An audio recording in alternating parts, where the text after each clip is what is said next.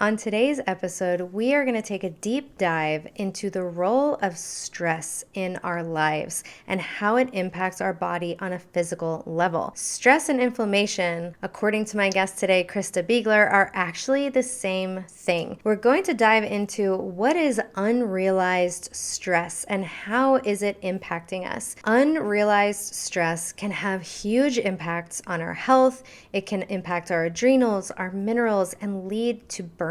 You are going to love today's episode with Christa Biegler.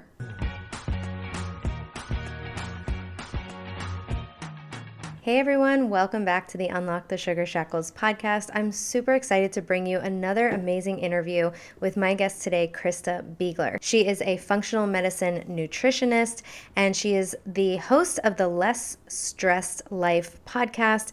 She's also the author of the Eczema Relief Diet and Cookbook. In today's episode, we take a really deep dive into all things stress, burnout, adrenals, thyroid, inflammation. We also take a deep dive into mitochondria, which is this new buzzword in the health space. She makes it really easy to understand. This episode is jam-packed with great information, so let's dive into the interview with Christa. Well, hello, Christa. Thanks for being here. So excited to welcome you to the Unlock the Sugar Shackles podcast. Thank you so much for having me, Danielle.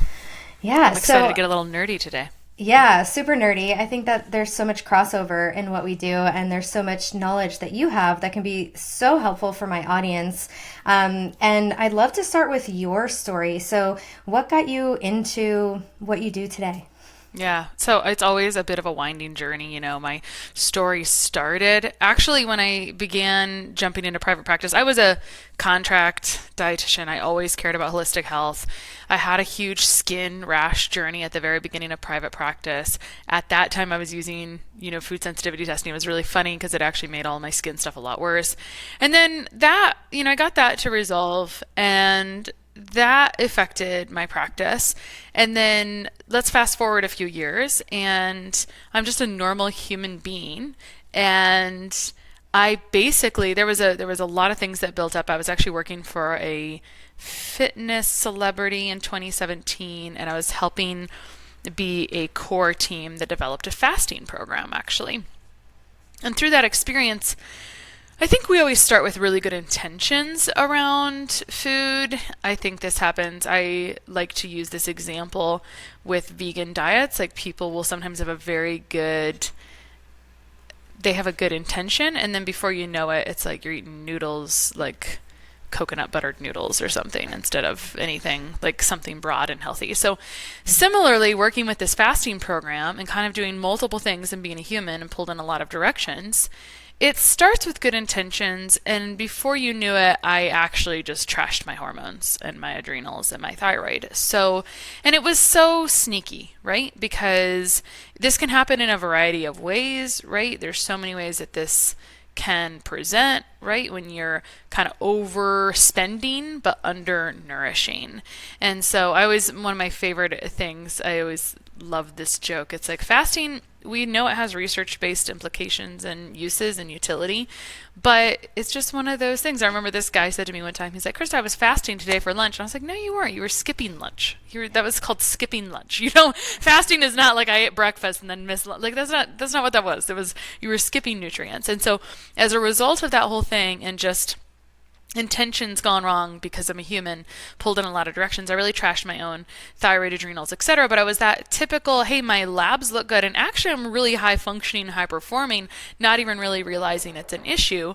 But then later figuring out that, I actually was depleted. It didn't really show up on any blood labs. That gets really frustrating for people when that doesn't really present traditionally. Like, hey, maybe I look back and realize, I didn't have like the energy to clean my house. I didn't have the energy to do X, Y, Z thing. But I thought everything was fine. Like, there's so many ways that we have unrealized stress. And so I know you mentioned minerals offline. Mineral stuff was kind of a little bit of a wonderful way to see these imbalances, these issues before it ever showed up on blood work. But, I know you also talked to me a little bit about adrenals offline. My lower back used to ache when I would have like prolonged stress. And we're coming in at the recording, we're coming into the holiday season. And traditionally that was always like a high stress time, right? You're the mom, so you're like running around doing all this stuff. And so anyway, that's kind of how it all landed. Coming out of that was a whole different story, where it's like, wow, when you put back under stress, there's a lot of physiological things that happen in the body. And as you start to put those things back, a lot changes. Another thing where I feel like this is so important is, again, with minerals, you deplete all these minerals under stress. It may not show up on any blood work or anything like that, but I was working a lot with gut testing and correcting bowels and GI function. And so what would happen was that people would have relapse of symptoms sometimes. And that's what happens when you have these depleted minerals, when your adrenals feel sad. There's no way your thyroid can work very well. And so maybe a good place to talk is people always want to say, like, should I test my hormones? I'm like, wow, what a loaded topic. Let's talk about that. But in general, I don't ever feel like your thyroid can function optimally when your adrenals are not working well. And if your thyroid's not functioning optimally, I always think about that like the stagnant bird bath scenario, which is like, it's just kind of hanging out there and bacteria is regrowing. And then it just allows all these things to relapse. So part of my story was my own experience, and then also just being a crazy achiever in work and life and wanting people to not ever go backwards as well. And so trying to dig into what are these other subclinical signs and symptoms where things look a little bit like burnout. And so often people get frustrated with their provider because they don't find XYZ issue. If we want to talk about adrenals, for example, which massively impacts the blood sugar and many other normal markers. And I always say, like, don't be mad at your provider. Their adrenals are probably also stressed out. So that's a little bit in a nutshell. Yeah. So there's so many things I want to dive into from what you said, and just already extracting so many nuggets. But where would someone, like, what are some of these signs of burnout, and how can we know? Because if our labs aren't showing it and we get the gaslighting from the doctor, like, no, it's all fine, it must be in your head and whatever. So how do we know? What are these first signs of burnout, and what is driving this? Like, how does the stress play into it? Yeah, let's talk. We'll try to separate it into a few pieces because I think there's a lot of ways to answer that. And I don't know that there's one amazing definition of burnout, and it looks different depending on how you're assessing it. I like to think about, if we're thinking about a body system and I think about the adrenals, or if I think about hormones, I like to think about what uses up a lot of energy in the body, right? Or gas, right? Pushing on the gas pedal. And so when I think about cortisol, which is an essential hormone produced by the adrenal glands, when I think about cortisol, it is, you're pushing on the gas pedal and then you're raising cortisol, right? Like, you're speeding through life. And as you run out of gas, you've been speeding, you're using up more gas. Literally, that's what happens. So actually the expense of using cortisol is exhausting. So you're pushing on the gas pedal, using up the gas, and before you know it, what happens? You're out of gas. And to me, that's kind of the burnout stage. I think before that, I think Americans in general, like our entire culture is a high cortisol culture, right? And so if we just think about going from thing to thing to thing to thing, it feels great until it just really doesn't anymore, right? And so once you run out of the gas, then you're just depleted. And so because our body is so incredibly resilient, it just kind of robs Peter to pay Paul in different areas, right? And so, but what does that start to look like when it's truly burnt out? It may look like exhaustion. It may not, because sometimes our personality overtakes our intuition of how exhausted we are, right? It might look like, on me, it looked like I'm doing fine seeing 1 million people back to back a couple days, but on the third day, you better not knock on my door. Like, I need a day to just like crawl in a hole type thing. And I didn't really realize that was an issue. I was just like, whatever, just need a break, after that. But you don't know what you don't know. What else does it look like a little bit more clinically? It looks like some real dead ringers would be faintness from laying down to sitting up or sitting down to standing, like feeling a little lightheaded or faint, low blood sugar as we talked. So in general, I was talking mostly about cortisol, right? So pushing on the gas pedal, speeding up and depleting. But this is one of the most essential, this is an essential hormone. So all the other hormones are going to be downregulated. So when I think about cortisol using up so much energy, over time, there's actually, I would call it cellular damage that's happening. And when you have cellular damage or mitochondrial damage happening from this prolonged stress, then all the hormones that come from the adrenals would struggle. So on the note of blood sugar, so we've got cortisol, and then we've got other hormones like DHEA and aldosterone. And so aldosterone helps with controlling the blood pressure. And so if you have cellular damage, then you're not going to produce hormones like you once did or as effectively as you once did. Your body's just going to have to regulate everything because it doesn't have resources, is the bottom line. And so anyway, so we have aldosterone, which controls the blood pressure. Then you have DHEA, which controls blood lipids and blood sugar. So this is where this comes into play. And this is where you often see low blood sugar. Maybe people say, oh, every time I go to the doctor, they kind of tell me I'll go back to blood pressure for a second. They tell me my blood pressure kind of runs on the low end. Maybe my blood sugar runs on the low end, things like that.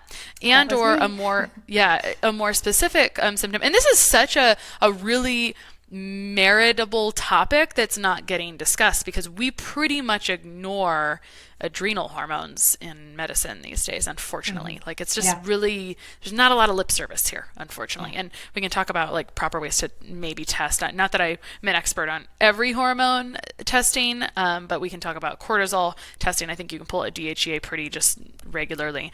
I don't know many people that pull aldosterone. I don't even know if that's a thing, but I think symptom-wise, your symptoms tell you a lot. And I always think when people say, should I test my hormones? I'm like, let's talk about the symptoms first and what your goals are. There's no problem testing hormones, but sometimes we have a good intention, like we think the test is going to solve the problem, but you must kind of understand the body a little bit. So one more symptom of really struggling adrenal glands because they're not being able to produce hormones would include just inability to really go many hours between a meal, right? Because if DHEA is affecting really how blood sugar is being used, then it's affecting how you're holding over between meals. So when adrenals are really tapped out and the hormones are not being made well, usually you're struggling, like you're getting pretty shaky between meals. And for sure, that was me. My mom, it's so interesting to start to unwrap your own story. My mom gave birth to 7 kids, and the last few of us, she was gestational diabetic with those 3. And I would say I was always like the hangry, like I always talked about being hangry, packing snacks and things, right? And then, there was a shift in life where that did not happen anymore. And I was like, oh, I didn't even realize that was a problem. In the past. I used to say I thought it was my personality that I used to say, I don't have a sweet tooth, all my teeth are sweet. Like it was like this little thing that, how people call themselves like a night owl. I was like, I'm a grazer, I'm a snacker, I'm a foodie, because I couldn't go between meals. Like I could not. I always had food with me. I had the granola bar in my purse. And then once I went paleo, it was a Lara bar in my purse, it just switched. But the metabolic machinery was not being solved by me switching to real food. That's a whole other story, but a lot of people think that that's going to take care of the whole problem. But I had so much stress. And so much of what you're talking about is resonating with me because, when we don't have enough cortisol, part of its job, like if you get a spike of cortisol, your blood sugar raises with that because part of the job of cortisol is to raise blood sugar. And so, there's so many of these backup mechanisms that are sort of falling short. And then if we have too much insulin, we can't get, like the liver can't give us more glycogen, and which normally happens between meals. We stop being able to burn body fat. So all these backup mechanisms that are supposed to be able to raise our blood sugar stop being able to do that in this case of the low cortisol, the burnout sort of state, and potentially high insulin state as well. So the problem here is that there's not very clear-cut, unanimous testing that people would do. And this issue, or having cellular damage to the adrenals, this isn't something you can just go in and measure and say, Doc, can you measure my mitochondria, or will you test my adrenal status, or whatever, right? We have a couple of conventional diagnostics where we look at Addison's disease and, Cushing's. But I would say, things are far gone. You are a mess of all messes if that is coming up positive. There are so many people walking around just kind of operating at maybe 50%, loosely, that really could operate at so much greater, such a higher aptitude is my point. And because at the end of the day, a lot of this boils down to energy. And the things that really support the adrenals include minerals, mitochondrial nutrients, which I call the fountain of youth nutrients, The difference between an older person and a younger person is mitochondria and just whatever specific support around the adrenals. But as far as testing goes, you don't really walk in and say, hey, will you test this? You can test a cortisol. I think a free cortisol is kind of useless, just a spot test throughout the day, because the cortisol has a curve. And so what's supposed to happen is you're supposed to wake up, you're supposed to have your suprachiasmatic nucleus, this thing in the back in your brain, sparked by a full spectrum light, like you're supposed to be impacted by light to then tell your body, let's produce hormones for the day, including the melatonin you're going to use tonight. It's supposed to essentially, once you get up, you're supposed to have a natural rise 30 to 60 minutes after you rise, right? You should have a peak, and then it should kind of go down from there. And in some people, it really dives, mid-afternoon, and then that's when they feel like a real crash. So when you test it at least 4 times, a whole cortisol, like you can do a saliva or a urine test, but if you do it multi-point throughout the day, then you can really tell what the curve is supposed to be. So to me, I can never answer a question simply because I'm like, oh, you would like to test your hormones. Well, let's talk about which system of hormones you would like to test and what you're trying to come up with, because a lot of these do relate to energy. But in general, a lot of times people are thinking about sex hormones when they're thinking about sex hormones, or when they're thinking about hormones.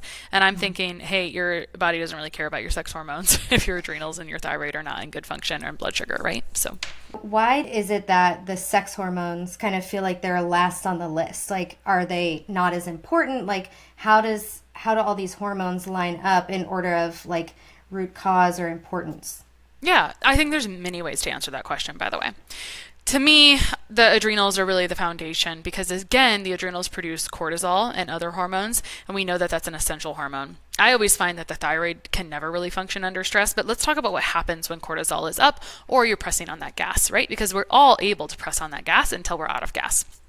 So when you increase cortisol, you are turning on fight or flight, and fight or flight means we're moving blood from the central organs, like around the belly, you're moving it to your arms and legs. It's preferentially redistributing blood flow, so you can literally run from a tiger, right? So as that blood flow leaves the central area, right, which is near the ovaries, which is within the gut, etc., right, all of those functions start to decline, honestly, because the body has a different priority. Its priority is survival. And when you're using up all of these resources on survival and sending survival signals, and here's the problem, is it becomes so normal, because of course running from a tiger is not a constant, but the way we sort of operate today, it's become constant, unfortunately, to the point where we're not super conscious of it, which is my passion project, is just unconscious stress and people not realizing it and like realizing what does that feel like, look like in your body, because I can try to fill in the gaps that you've created from stress all day long. But if you don't realize that you're doing it and you just keep doing it, you're going to land in the same spot. And that's not what I want for people. So I really care about the topic of unrealized stress and how we don't really realize that we just keep doing it. We're kind of addicted to it just by habit, right? And it's we were really raised in that environment, right? So anyway, your blood is preferentially moving to arms and legs so you can run from the tiger. It's being moved away from other systems, and so the body does not care. Well, and I say it like that. I'm saying it really simply, to be honest, but it doesn't. You're using up resources in other places. So if your body doesn't, and this is a really common issue.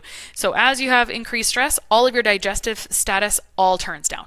All of it does. Your stomach has to get suppressed. Your pancreatic enzymes get suppressed, so everything turns down, and if your digestion turns down, that's affecting everything else. So when I think about hormones, I think about all the root causes of hormones, sex hormones, which include blood sugar, right? That's what we're talking about here a lot today, right?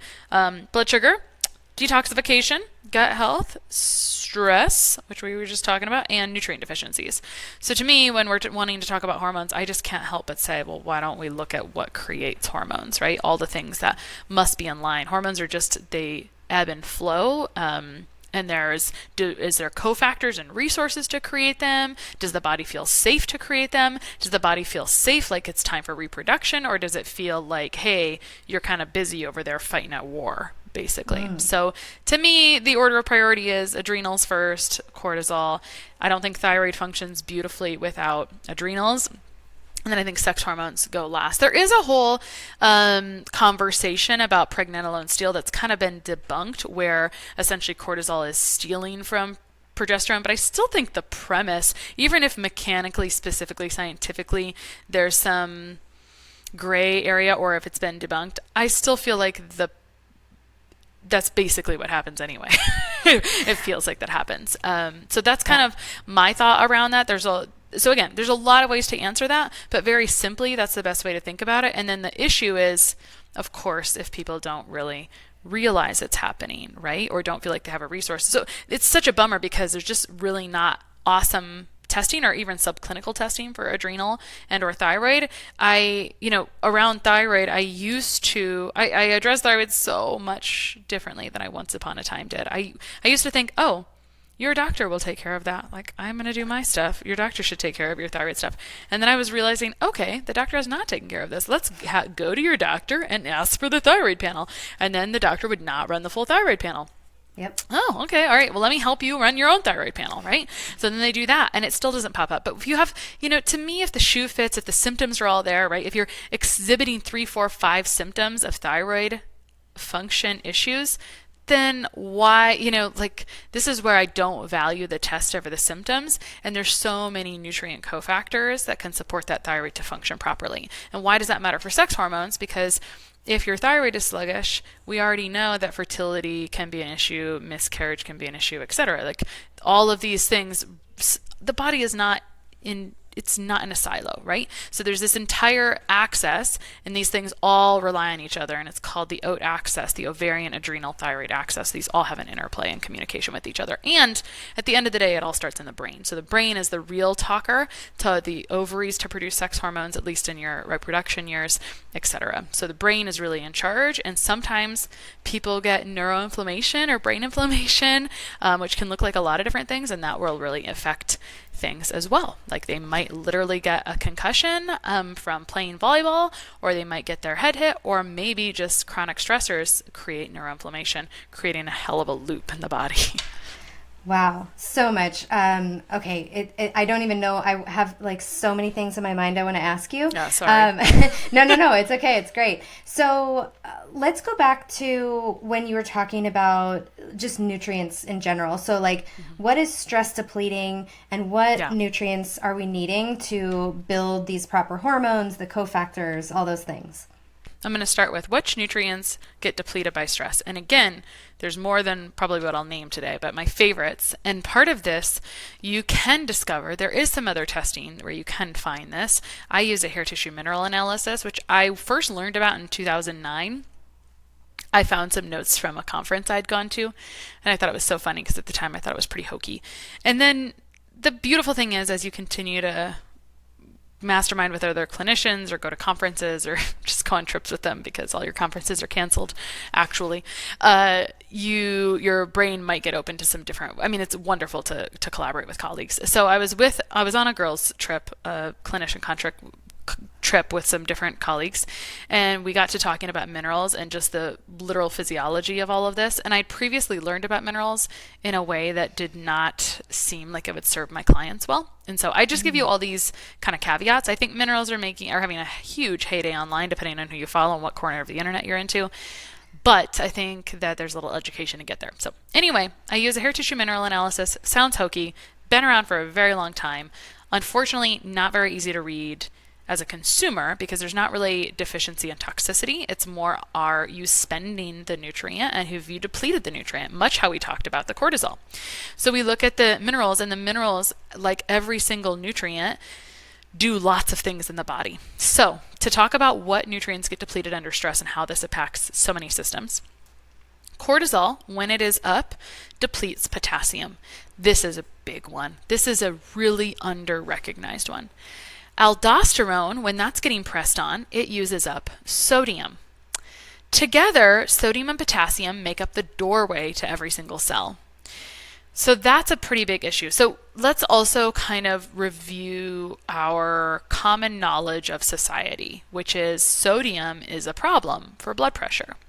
And I would say, what if sodium imbalance is a problem for blood pressure? Because when you bring potassium, it's almost easier to replete a low sodium situation than it is to replete potassium. And I think that's because high potassium foods are like tropical fruits often, right? Not always. There's all kinds of things. But unless you're living in Hawaii or a place where you're just eating guava and coconuts all day, you may not consume as much potassium as you think you need for the day. Why does that matter? Because potassium helps glucose check into the cell, so energy, and it helps the thyroid hormone check into the cell, so energy.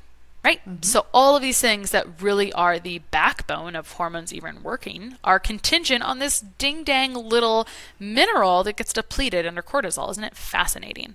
So there's a doorway that the nutrients must get in and out of the cell. So one of my concerns is, and it's not really a massive concern, but it's just like the more you know, the more you don't know, right? So often we talk about, wow, magnesium has all of these hundreds or thousands of roles in the body, and that's true.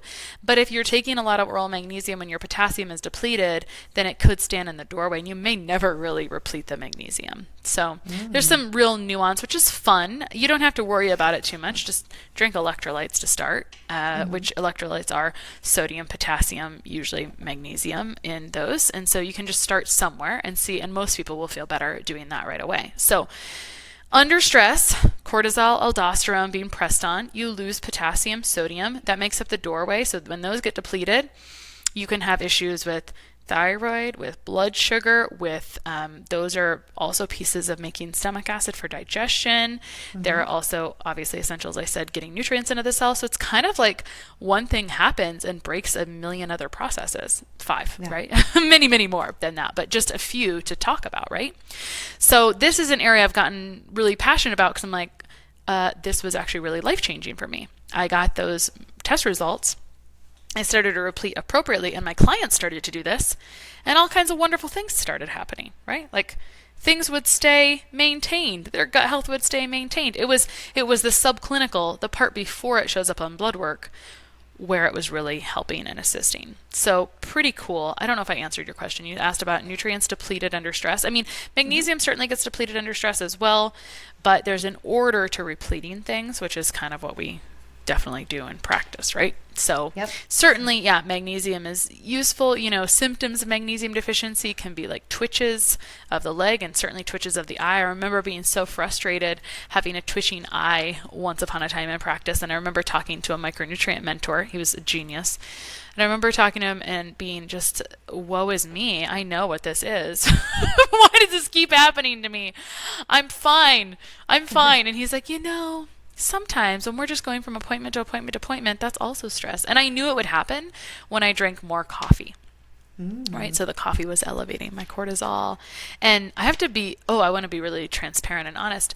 One of my biggest epiphanies I had not that long ago, within 2.5 years ago, was that stress felt like it was so unrealized because I just thought it was a part of me. So I don't know if you think I talk quickly, but my entire life, people have said I talk very quickly. And then I visit my mother and sisters and realize how that happened, right? I'm like, oh, you guys talk literally really fast. Same. Yeah. Yeah. So that fast talking, which I was just reading as kind of excitement, especially as I'd go from appointment to appointment, would raise my heart rate, right? And it was actually just a stressor. I mean, I thought it was positive, but it was being read as stress, honestly, because I wasn't able to like calm down the heart rate. And so to me, to really make a shift here, I mean, you can like do all these biohacking things that you want, but it has to, I tell my clients often, especially when I see these low potassiums, because it's hard for people to get this to shift. I'm like, it really has to change like here and here in your head and your heart. It has to feel different inside before it's really changing. So that's the challenging part of our jobs. It is. And I love that idea of that unrealized stress. And I feel like I see clients and they have all the signs of burnout and, low blood sugar, and they get dizzy when they stand up and their blood pressure is low, and literally every sign in the book. And I'm like, well, do you have a lot of stress?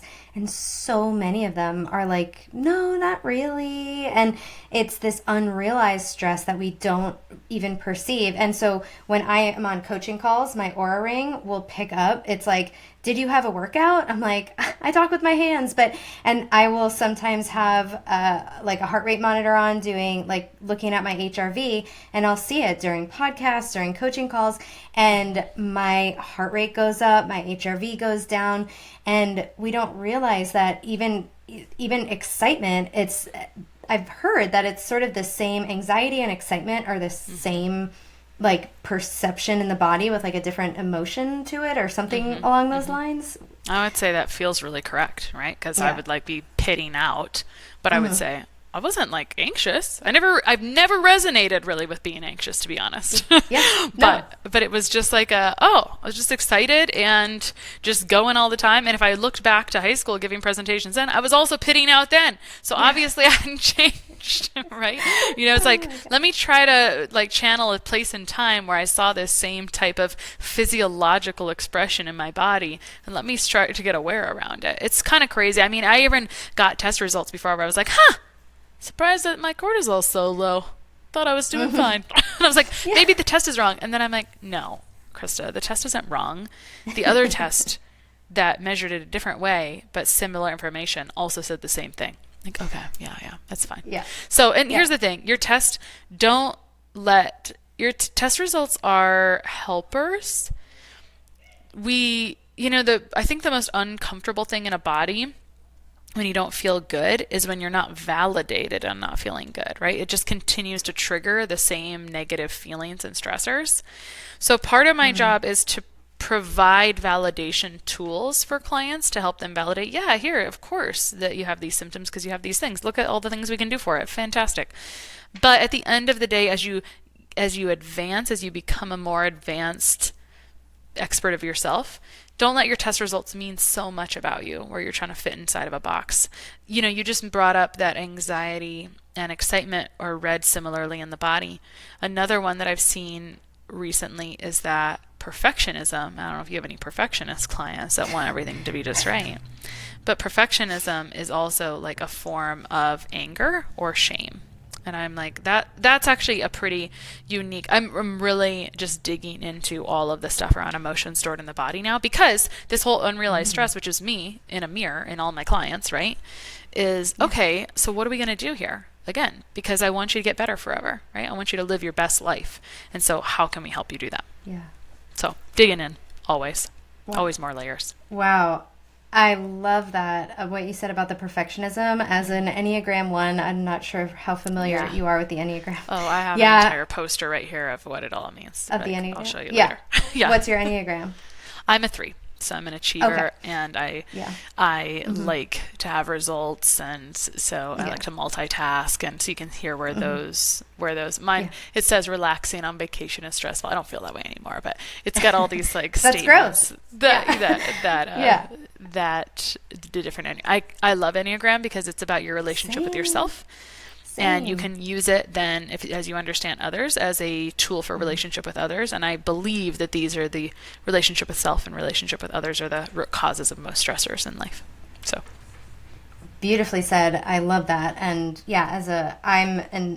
I begrudgingly accepted that I am an Enneagram 1 because I didn't want to be the one, because there is, like, I don't want to be called the perfectionist. In school, I was teased like, oh, little Miss Perfect. And it was really deeply painful to me. And then they say that, oh, there's this anger. And I'm like, I don't ever resonate with feeling anger. And it's all suppressed into my liver. Exactly. There's just, it's like, I didn't think I was angry. I felt very called out in a very similar way one time. I used to say I'm very impatient, right? I'm impatient with this and this and this. I don't have a lot of patience. And then I saw something one time that said, you're not impatient, you're angry. And I was like, oh, ouch. Ooh. I'm gonna like roll that around for a while, but I'm intrigued. And so I've become more accepting around this, but it's funny because I had interviewed a back surgeon, and he no longer does back surgery, and he talks about stuff like this all the time. And I interviewed him for the first time in 2019, and I literally had a whole episode where we talked about like parenting dynamics and family dynamics, and then we talked, I know we talked that time about anger, and I pulled his book off the shelf. I was interviewing Bruce Lipton, and I saw that he and Bruce Lipton were hanging out and talking together, and anyway, long story short, that wasn't a long story short. But anyway, I rehad this back surgery and I pulled his book off the shelf. And you know how you're just ready for different information at different times. At 2018, 2019, I wasn't really ready fully to process everything he had to say about anger because I didn't really resonate with it. And here I am years later seeing those signs and saying, oh, I really am ready to maybe process how I feel about anger. And to your point, the challenge for us as humans is that it's hard to see the label on the bottle when you're inside the bottle, right? And so this is where sometimes it's really nice if someone can reflect it to you. One of the hardest, most painful things I remember going through in practice was trying to help someone see that label on the bottle when they couldn't see it themselves. Like, all I can see here is your stress, girl. Like, literally you have a headache after this stressful event. I mean, like, how could it be any more obvious for the magnesium deficiency? Like, I cannot even think of a more obvious physiology. The things that were coming up in the muscle tension she was having and all the things that would come afterwards. And I was like, so you have a lot of stress. And it's like, thanks for telling me that, right? Like, it's not less stressful for someone to say, no, you have a lot of stress. So anyway, it's a fun challenge, I suppose. I think maybe I never used to approach it that way. But I look at this whole topic as kind of like, well, I feel called to this topic. It's hard, right? To help someone realize that they've got a label, that they don't realize they have on the inside. But, sometimes you just can't help what you see, right? And at the end of the day, I really am driven by being achievement, right? And success. And so I'm like, I really want you to be successful too. So I love that.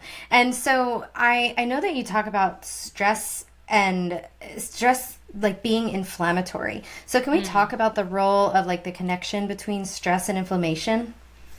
We can. And I think maybe it's appropriate to share this little story about when I started my own podcast. I was looking, so it was way back when, and I was talking about inflammation online, and I was noticing that the only people that showed up to listen to me talk about inflammation were the people who already knew what it was. And I was like, oh man, how would I reach these people who don't know what inflammation is? And so when I was looking for a title for my podcast, which is called The Less Stress Life, I was like, man, is there a synonym for this I could use? And I came for inflammation, and I just came up with it, the stress on the body. This has been very serendipitous because it's come like a really, really full circle to where I wasn't even really pressing into that. I was just looking for an umbrella term, but a synonym that was more layman's. Wow. And spoiler alert, it didn't change anything on the audience. Like, turns out I'm talking to people who already know what it is because they care about the topic, right? Like, I'm already resonating with them. I'm getting nerdy about it. They want to know that stuff, right? So it didn't really change anything, but it's really come super full circle to talk about stress. So when we're thinking about stress being inflammatory, inflammation is a really big umbrella topic. And so as you think about what stress does in the body as it's elevating cortisol, depleting nutrients, et cetera, et cetera, et cetera. It's that whole, to me, it's the whole domino effect and the cascade. And as all these systems slow down, inflammation rises. And that's like an extreme oversimplified version, but in general, inflammation is meant to first be protective, right? And so cortisol is actually meant to be usually anti-inflammatory to an area, right? So these things work in symphony. It's just that when we're speeding all the time, right, or using that all the time, inflammation really crops up and rises. I think about the bidirectional relationship being more inflammation is an additional stress on the body, and I think more where do we get inflammation from? And it's kind of a broad topic where it's like, well, do we say inflammation is affecting the blood sugar, or is the blood sugar being elevated causing inflammation? I feel like it's more like, hey, the inflammation is kind of secondary. It's like the big umbrella, but it's like, okay, or is mold impacting your system and you don't realize it, and that's causing a lot of inflammation, which is screwing up your blood sugar, which is screwing up your adrenals, which is screwing up your toxic burden, and the whole accumulation of that is a stressor on the body. And therefore, nothing really works. To be perfectly honest, nothing really works. So, I mean, I wouldn't say, in general, inflammation is stress, the end, right? And so I'm looking at the root cause of the stress. So is the root cause of the stress in the body that you're eating like this, that you're not eating, right? That you're eating all your carbs at one meal. And so you don't have this like nice, steady situation. That's how I kind of think of it a little bit more. That inflammation and stress are more synonymous. And what's the cause of that thing that's exhibiting? And I just like to use that term as the overall conversation, because that's what gets tossed around a lot conventionally, right? It's like, oh, you have inflammation.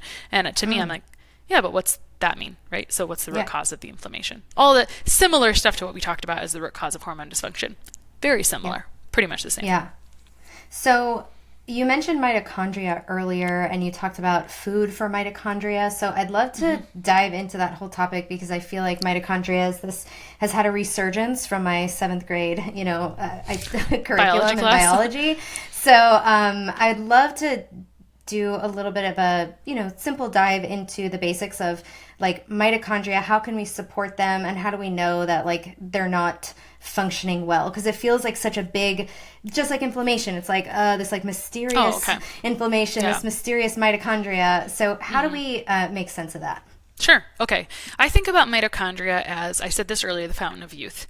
And so, and I'm going to speak in a way I hope that just makes it easy. I hope it makes it easy. Let me attempt. Yeah. So the difference between a young person and an older person is mitochondria, and the stresses in life, literally oxidation, etc., degrade the mitochondria. Okay, so what are mitochondria? Mitochondria are almost machines in the cell. They're these little organelles. So there's many, many mitochondria in different cells, and certain tissues, certain organ systems may have even more mitochondria. So for example, the heart and the liver are very rich, the heart being more rich than the liver in mitochondrial nutrients. So mitochondria are an energy powerhouse. It's where ATP is produced, adenosine triphosphate, which is a product, it's energy, right? So mitochondria is all about energy production. And again, this is why your 5-year-old nephew can run around in circles, right?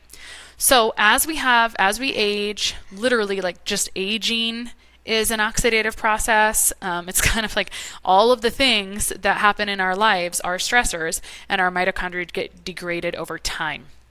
Medications are a really common reason that mitochondria gets degraded also. Mold, I mentioned, was such a serious biotoxin, would really degrade mitochondria, and then stressors really degrade that mitochondria. So those are just big things that I see playing a role. What does that look like in the body? It looks like a lot of things, but in general, it's generally low energy, right? Because if mitochondria are helping make energy, then not having mitochondria looks like poor energy. Now that can manifest in different ways. Sometimes I think about people being hypersensitive to things, being a low adrenal mitochondrial state. I mean, there's a few different avenues you can go down, and this is where sometimes it's hard for me to put it on paper for people because they just come and say, I'm like, oh, of course you have crappy mitochondria, so also related to this and just mitochondrial and cellular dysfunction, I think there's a lot we get to talk about with like drainage, detox, cancer stuff, etc. Maybe later. So back to mitochondria. To me, energy powerhouse. If you're not having good energy, if you're not having sustainable energy throughout the day, it's such a low-hanging fruit to support. If you go on medications, and there's some rules of thumb that I may or may not really apply to practice, but it talks, like other experts and mentors I've had in life have said, hey, once you get over 50, you should probably be supporting your mitochondria. You should probably be taking like at least 100 milligrams of CoQ10. CoQ10 being the nutrient, the key that kind of turns on some of that energy production. I don't necessarily adhere to that, but I tend to look at, I love the topic of energy and fatigue. It's one of my favorite topics. I have a whole checklist of like things that cause low energy. And for me, mitochondria is a real big one. And I don't think it ever goes out of style to love on and understand mitochondria and adrenal function, under-recognized, undervalued things that are just so sustainable. It's not like stimulating stuff. It's like calm, sustainable energy. It's not like you're jacked up on coffee. It just feels good. It's like, oh, I can function like a human all day again type thing. Yeah, that's how methylene blue feels when I take it as a mitochondrial support. It just feels like you're on. It feels like I got a good night of sleep, and here I am. It doesn't feel like coffee, which feels like the fast forward button or like the 1.75 speed. It's not a revving. It's I'm here. I'm present. I can function. Exactly. Yeah. So to your point that you just brought up, there's a lot of nutrients that impact mitochondria. Even red light can increase ATP production. Breath work can improve the efficiency of ATP production, but there's a lot of nutrients, including alpha lipoic acid, CoQ10, acetyl L-carnitine, a variety of B vitamins, et cetera, et cetera, et cetera. So there's a boatload of nutrients that are implicated in mitochondrial health. including methylene blue on the stage, right? And so there's a ton of nutrients that support mitochondrial health. So it's just a factor of, and I've never found like, hey, this product is perfect. Yeah. Never found some perfect product related to mitochondria. But before this episode, Danielle, I was reflecting today, like I normally have very good sustainable energy when throughout the month, depending on my menstrual cycle, before that comes up, usually a couple of days or the day of that, maybe I feel a little like down. This is just like little hacker stuff. I keep mitochondrial nutrients, mitochondrial supplements on the shelf behind me. And if I don't feel my 100%, I will take that. But as long as it's not like a consistent issue, right? I have to be able to know like where am I getting that kind of crash from? And today I started my day mentoring some kids, blah, blah, blah. So I did not feed myself this morning properly. And look what happens when you don't feed yourself properly. And I knew it. Yeah. I was like, oh yeah, I'm going to get to that. And then I just kept going to back to back to back meetings. So then I had lunch later and I was like, I just don't feel amazing. Like I don't feel supercharged. I'm full of energy and whatever. And I'm not ready for this podcast. So I'm like, I'm going to go do 3 minutes of breath work in this 45-minute break I have. And I'm going to take some mitochondria nutrients and I'm going to rally. And here we are. And everything is fantastic. But anyway, I use mitochondria nutrients a lot to just support non-revving cellular energy production, right? Because I want to feel good. Now, if this was a consistent issue for me, I would want to dig deeper and say, hey, do I have like a more significant issue that I need to give more attention to? But today I was like, I think it's from this, this, and this, right? And I won't give myself that same excuse tomorrow, right? Or I was like up early, didn't look at the sunlight, didn't feed myself properly, didn't hydrate properly right out the door. And it's like, those are does on why your energy is not going to look good at like 1 p.m., to be honest. So I rallied, I love that. pulled it together. Yeah, that's amazing. And I love that you're using that as more of like a hack as opposed to a crutch, right? Like if we're using certain things, like are you using coffee as a crutch? Are you using sugar and carbs as a crutch? Like if you're like, I feel that there are crutches in my life, like what are those things? And that's where it's like a signal to dig deeper. And like you said, make sure you have all those foundational things in place. So these does that we're talking about feel definitely obvious to us because we've lived them, but maybe new to some people. So seeing sunlight, like, because as you said, that we need that signal to our body. Hey, it's time to produce XYZ hormone, turn on XYZ gene. So if we don't have that and we're looking at our phone first thing, it's like, is it 12 noon? And then like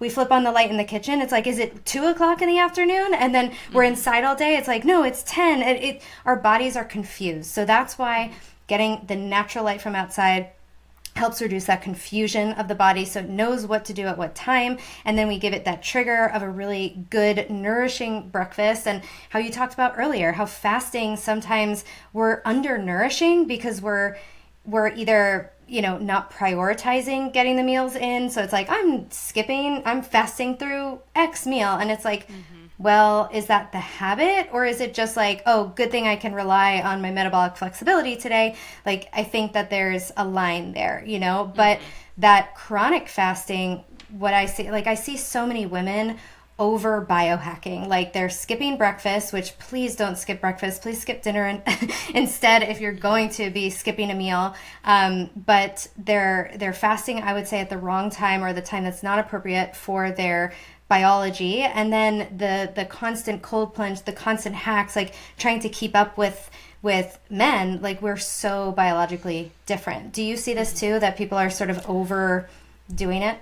Yeah, when I get people, my favorite client is that like not fully realized kind of low adrenal state, not great adrenal and thyroid state. And then I may have to have a course correction. I even get like a fair number of people from other fasting programs, and there's no harm. I mean, there's no, like, again, there's research for this, but it's, you got to love your adrenals first, and none of these hacking things or like your adrenals and thyroid have to feel safe because they have energy incoming, right? And so if there's any breakdown of that from stress and you're in an already depleted state, which is unfortunately pretty common, right? In an already depleted state, then fasting long term tends to make us feel more depleted. There's so many things when people say like fasting makes me feel this way. I'm like, cool, let's dig into that, because if it's this at this time it makes you feel good and this time it doesn't make you feel good, I can tell you all what that means. So yeah, that's great. So where can people find you, learn more about your work, and listen to you more? Yeah, so you're on Danielle's podcast. I also have a podcast called The Less Stressed Life. And I love to get nerdy there. And something I'm just really excited about moving forward is we're making a big shift in our content just to be kind of had this feel. I'm just going to share this with you because it's new. Yeah, and I've please. been having a lot of meetings around it, which is that I have a lot of clinical experience for a long time, and I love clinical pearls. Like, I love what works for people more than anything else. So we're making a little bit of a content shift to just really provide valuable content pearls, right? I've done a lot of interviews for a long time, and I'm going to continue to do those, but just adding to that because I love podcasting is my favorite. So join me over at The Less Stress Life if you want. Otherwise, I'm at christabiegler.com. You can find everything there. Awesome. And you have my personal favorite Instagram branding and like graphics. Like, you are like goals for me. I love your feed and all that, and it's probably because you're a 3 and I can't keep up with 3s. No, but it's actually because there's a team behind the scenes. That's actually beautiful. The reality of it. Yeah. And everyone's and You're a we good spend team. time playing to people's strengths, and sometimes you get lucky with certain members of your team having really good strengths, and so Amazing. we let people have their own strengths. For me, Instagram is not my preferred medium. I would prefer to talk. And so we're so anyway, but it's good. Like, it's great. We spent some time working on that and realizing here's what people really like there, and so thank you. It's a team effort for sure. So yeah, absolutely. Love that. Well, thank you so much for being here and sharing so many beautiful clinical pearls. I think that, I could be in the research all day, but I see like 100 clients and it's like they're so different from all this stuff. And I think that there's so much value to what works with people because we're all different. That's what I and care about too. We're just not a collection of like what they found in some study. I don't know. Not saying that I'm not going to throw it out, but I feel that what is a lived experience as like my lived experience as a clinician, I just learned so much more from my clients than I could ever learn from reading like research studies all day. I say that all the time. And let's remember what the definition of evidence-based medicine is. It is research in the corner. It is the patient's experience and like what their lived experience is, and it is also your clinical expertise. And it's the Venn diagram of those 3 things that make up evidence-based medicine. And so often we think it's just research. I appreciate research. It's just not the same as working with a human. Yeah. So, and it's valuable. It's certainly valuable. I'd like to overlap it, right? I like to use it in different ways, but I always think that my clients have taught me the most. And guess what? My clients have been a research study in themselves because there are so many common denominators. I'm a psycho for common denominators. And I'm like, hey, and all these people, when we do this is the result in most of them, right? And so my clients have actually been my research study for years, and I appreciate them so much for being that way. I love that. And I really appreciate someone else who's just also just really caring what our clients come to us with, because I feel like that's the exact opposite of what happens in mainstream medicine. They try to put you in a box, and so many people come to me with these horror stories from their doctors, not being listened to, not being understood. And I think that's where working with people like us could be a refreshing experience, because, I can tell that how much you care about your clients and want them to feel better. So yeah. Thanks so much. There's always so many layers of it, and I think that the work we do takes more time. So if people come to me and they want like a 1-minute fix, or they think it's going to be fixed in a half-hour appointment, it's probably not. I'm not capable of tying all the system together and teaching you about it. And then to that end, the provider, I often meet many of them, right, that would like to not see 25 people a day. So we just have a broken model, and if you want to change it, you just have to go do what you want, I guess. So do your best. I'm just over here doing my job, my head down, trying to make my own difference in the world, and there's so many ways to do things. Awesome. Well, thanks so much for being here. Thanks so much for having me.